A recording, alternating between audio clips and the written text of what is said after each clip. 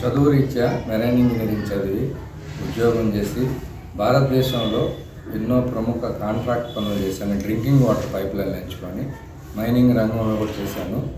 ఎంతో అత్యున్నత ప్రమాణాలతో అక్కడ కూడా మంచి పేరు తెచ్చుకోవడం జరిగింది భారతదేశంలో అన్ని రాష్ట్రాల్లో. తర్వాత ఏదో తెలియని భారతదేశంలో చెప్తారు రైతు వచ్చి దేశానికి వెన్నెముక అని చెప్పి. సో ఆ ఉద్దేశంతో జై జవాన్ జై కిసాన్ అనే ఉద్దేశంలో ప్రతి ఒక్క సైనికుడు వాళ్ళ పిల్లవాడిని ఏంటంటే ఇప్పుడు ఉన్న పరిస్థితుల్లో సైన్యానికి పంపిస్తున్నారేమో కానీ మా నాన్నగారు మాకు చెప్పింది ఏంటంటే అండి, మేము ఎంతో కష్టపడి మిమ్మల్ని చదివిస్తున్నాము, మీరు ఎటువంటి పరిస్థితుల్లో వ్యవసాయానికి మాత్రం రాకూడదు, మీరు ఉద్యోగాలు చేయాలంటే నాకు భారతదేశంలోని అత్యున్నత కంపెనీలో జాబ్ వచ్చిన 10 మందికి ఉద్యోగం ఇవ్వాలనే ఉద్దేశంతో నేను అటువైపు నిర్మాణ సంస్థ వైపు వెళ్ళాను. మా మిస్సెస్ పేరు గాయత్రి కన్స్ట్రక్షన్స్ కంపెనీ పెట్టి భారతదేశంలో ఎన్నో పైప్ లైన్స్ తాగే నీళ్లు ప్రజలకి ఇవ్వడం జరిగింది. తర్వాత మైనింగ్ రంగంలోకి వచ్చాను. వచ్చిన తర్వాత ఏదో తెలియని లోటు ఏంటంటే మనం మంచి ఫుడ్, నేను రాజస్థాన్లో బికనీర్లో ఉన్నప్పుడు అక్కడ ఎంతోమంది హరిత విప్లవం పేరుతో అక్కడి నుంచి పక్కనే ఉన్నటువంటి హర్యానా కానీ పంజాబ్ స్టేట్లో ఎక్కువ మంది కారణాలు ఈ అధిక దిగుబడి హరిత విప్లవం పేరుతో ప్రతి ఇంట్లో ఒక మనిషి క్యాన్సర్ పేషెంట్లు ఉన్నారు. సో నేను అక్కడ 5 ఏళ్ళు పెద్ద ప్రాజెక్ట్స్ 2 చేశాను రాజస్థాన్లో. ఇవి చూసి నా మనసు వికలం చెంది ఈ క్యాన్సర్ ఇటువంటివన్నీ లేకుండా మన పాతకాలపు వాళ్ళు ఎలాంటి మంచి వ్యవసాయం చేస్తున్నారా, ఇవన్నీ వైండప్ చేసి నేను వ్యవసాయం చేస్తే బాగుండు అని ఆలోచించి ఫస్ట్ మా కుటుంబ సభ్యులకి చెప్పడం జరిగింది. ఏ ఒక్కరు కూడా దాన్ని ప్రోత్సహించలేదు అసలు. నేను నెలలో మీకు మీ అందరికీ నెల్లూరు పట్టణ ప్రముఖులు అందరికీ తెలియజేయడం అంటే మీడియా మిత్రుల ద్వారా నేను ఎంతో మా దగ్గర కంపెనీలో నేను అత్యున్నతంగా మంచి బిజినెస్ చేస్తున్న వ్యక్తిని వ్యవసాయానికి రావాలంటే ఎవరూ ఒప్పుకోలేదన్నమాట. కానీ నాకు భగవంతుడి ఆశీస్సులతో రైతు కుటుంబంలో పుట్టాయి కాబట్టి ఆ జీన్స్ ఉండబట్టి వ్యవసాయం మీద మక్కువ ఉండబట్టి ఒక మంచి గురువుని నాకు భగవంతుడు ప్రసాదించాడు అని చెప్తున్నాను. ఆయన ఏంటంటే పాతకాలపు మునులు ఋషులు చేసిన వ్యవసాయ పద్ధతిలో వృక్ష ఆయుర్వేద పద్ధతి అని చెప్పి ఆ రోజుల్లో ఎలాగా వాళ్ళంత హెల్తీగా ఆనందంగా ఉన్నారు అని పరాశర మహర్షి వీళ్ళందరూ ఏంటంటే కొన్ని గ్రంథాలు రచించారు. దాన్ని బట్టించి నాకు విద్య నేర్పిన ఆయన గురువు, ఆయన దాని మీద రీసెర్చ్ చేయడం వల్ల ఆ విషయాలన్నీ నాకు దైవానుగ్రహంగా వాళ్ళ దగ్గర నుంచి నాకు కొన్ని నేర్చుకోవడం జరిగింది.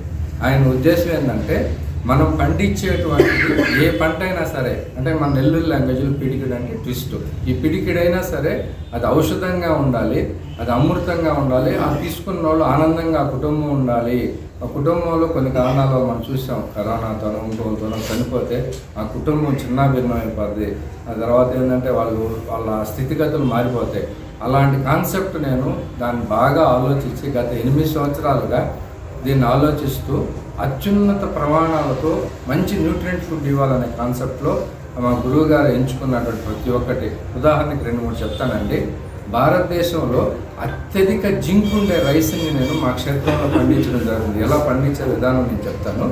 ఈ విధానం ఏంటంటే జీన్ మాడిఫైడ్ కాంది హిమాలయాస్లో, తర్వాత ఎక్కడో నేపాల్ బార్డర్లో ఉండే అతి అరుదైన విత్తనం.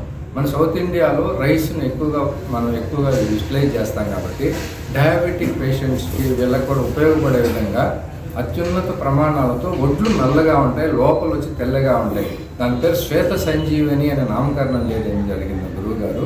దీంట్లో అత్యధిక జింక్ ఉన్న వాళ్ళ లాభం ఏంటంటే మనకి ఎంతోమంది న్యూరో సమస్యలతో చూస్తుంటారు. రొమటైడ్ ఆర్థరైటిస్ అని, తర్వాత వచ్చి అల్జీమర్స్ అని, పెరాలసిస్ అని, అల్జీమర్స్ అని, ఇవన్నీ ఏంటంటే మీరు రోజు వినేటివి. మనకి ఎవరో ఒకరు మన బంధువులు పేషెంట్స్ ఇబ్బంది పడుతూ ఉంటారు న్యూరో సమస్యలతో. ఈ రైస్ తీసుకున్నందువల్ల ఆ జింకు ఉన్నందువల్ల బ్లడ్ ఫ్లో బాగా జరిగి ఎటువంటి సమస్యలకు దూరంగా ఉంటారు. First point.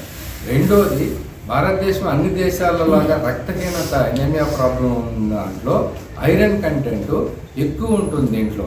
లేడీస్కి సాధారణంగా వాళ్ళకి రక్తహీనత ఎక్కువ పర్సెంట్ మనం చూడవచ్చు చిన్నపిల్లల్లో.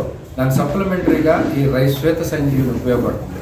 అదేవిధంగా ఒడ్లు నల్లగా ఉండి లోపల తెల్లగా ఉన్న క్యాన్సర్ ఆంథ్రోసైనిన్ అనే యాంటీ ఆక్సిడెంట్ ఉన్నందువల్ల ఇది యాంటీ క్యాన్సర్ ఎలిమెంట్గా కూడా రైస్ తీసుకున్న వాళ్ళకి ఉపయోగపడడం జరుగుతుంది. అదేవిధంగా దీంట్లో గ్లైసిమిక్ ఇండెక్స్ షుగర్ లెవెల్స్ చాలా తక్కువగా ఉంటాయి.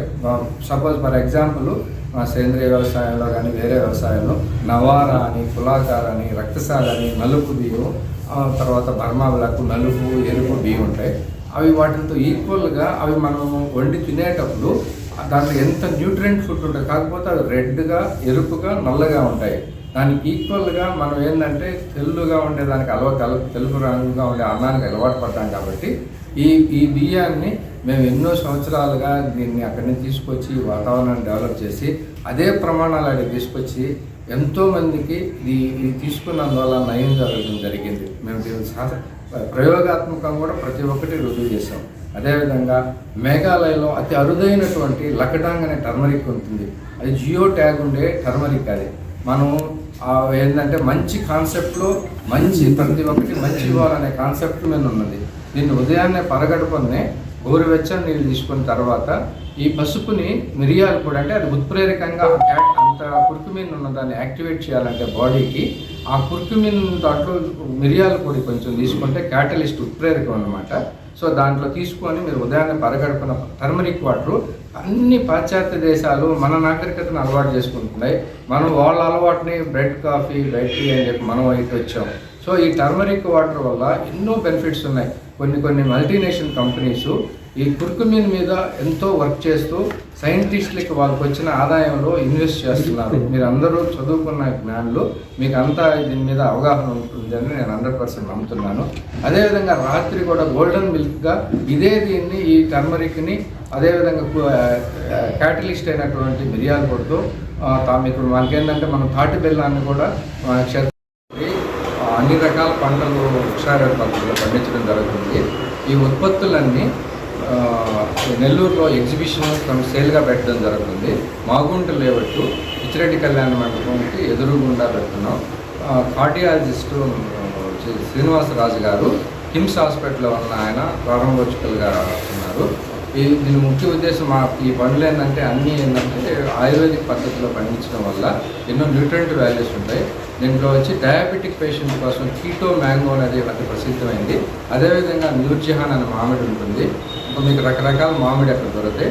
ఈ మామిడి పండ్లతో పాటు అతి విలువైనటువంటి అత్యధిక జింక్ ఉండేటువంటి, ఐరన్ ఉండేటువంటి శ్వేత సంజీవని అనే బియ్యం, అత్యధిక కుర్కుమిన్ ఉండేటువంటి లకడాంగ్ టర్మరిక్, ఒక పాయి ఉండేటువంటి అఖండ వెల్లుల్లి, అదేవిధంగా అన్ని రకాల పప్పు దినుసులు, హైలీ ఓలిక్ యాసిడ్ ఉండే వేరుశనగ, హైలీ సెలియం నువ్వుల నూనె, ఎద్దుగానుగలు, ఇవన్నీ ఏంటంటే ఒక కుటుంబానికి సరిపడే అన్ని రకాల పంటలను మేము మా క్షేత్రంలో పండించడం జరిగింది.